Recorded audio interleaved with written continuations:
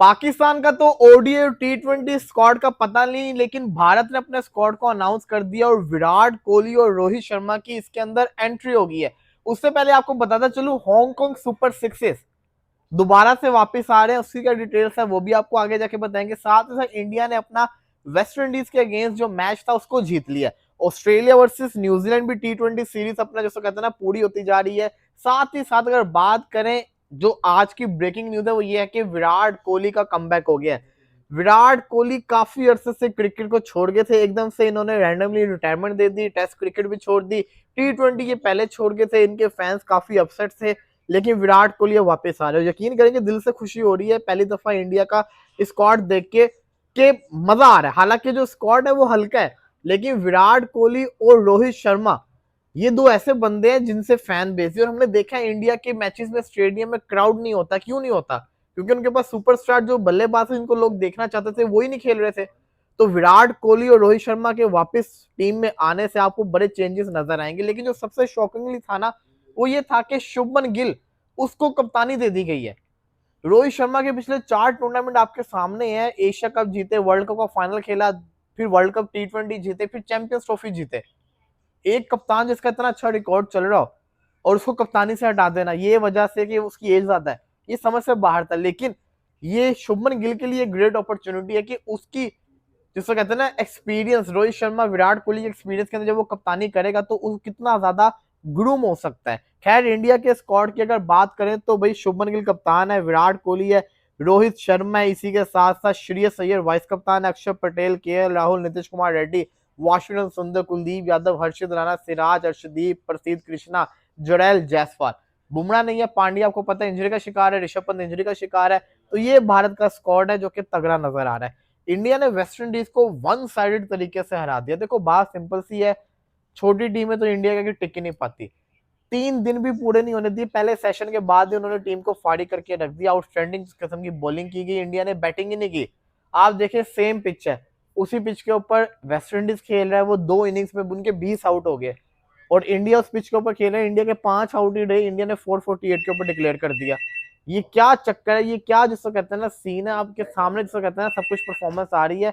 Outstanding Bharat की तरफ से परफॉर्मेंस करके दिखाई जा रही है क्रिकेट के अंदर, वो भी तीनों फॉर्मेट्स के अंदर। ये रुकने का जिसको कहते हैं ना नाम नहीं ले रहे, शानदार परफॉर्मेंस करके दिखा रहे हैं। तो ये मुबारकबाद उनकी टीम को। लेकिन इनका मैं समझता हूँ कि इस वक्त क्रिकेट के अंदर जो इनका असल मुकाबला है ना, वो सिर्फ और सिर्फ एक ऑस्ट्रेलिया के साथ ही है जो इनको टक्कर देता है।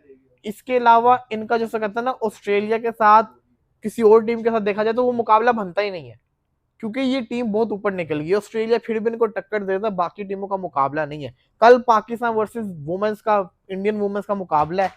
अब इस मुकाबले से हम क्या ही उम्मीद लगा सकते हैं? हमारी वुमेन्स की जो टीम है वो ऑलरेडी बांग्लादेश से हार चुकी हुई है। हमारी वुमेन्स की थोड़ा सा मुकाबला ही कर ले, यही बड़ी बात होगी, यही उम्मीद लगा सकते हैं। लेकिन मुकाबला है नहीं यार, उनकी वुमेन्स की टीम बहुत ऊपर है। उनकी वुमेन्स की टीम इतनी आउटस्टैंडिंग परफॉर्मेंस करने के बावजूद भी अभी तक वर्ल्ड कप नहीं जीती। ऑस्ट्रेलिया इंग्लैंड जीतते हैं, तो हमें तो भूल ही जाना चाहिए कि हम कुछ कर सकते हैं। लेकिन दुआ कर सकते हैं कि जो चौथा संडे है ये अच्छा साबित हो जाए, बुरा ना साबित हो। इसी के साथ साथ अब आते हैं जरा हांगकांग सुपर सिक्स। लेकिन इंडिया वर्सेस वेस्ट इंडीज के मैच के अंदर जो खासियत थी ना वो थी जडेजा। जडेजा ने आउटस्टैंडिंग परफॉर्मेंस करके दिखाई है इस पूरी सीरीज के अंदर, मैचेस के अंदर। उसने बैटिंग से भी सेंचुरी की है, इस साल की दूसरी उसकी सेंचुरी है। इसी के साथ उसने बॉलिंग में भी विकेट भी निकाली है। फिर ध्रुव जड़ल की जो सेंचुरी थी वो बड़ी आउटस्टैंडिंग थी, उसका जरूरी था उसका रन करना।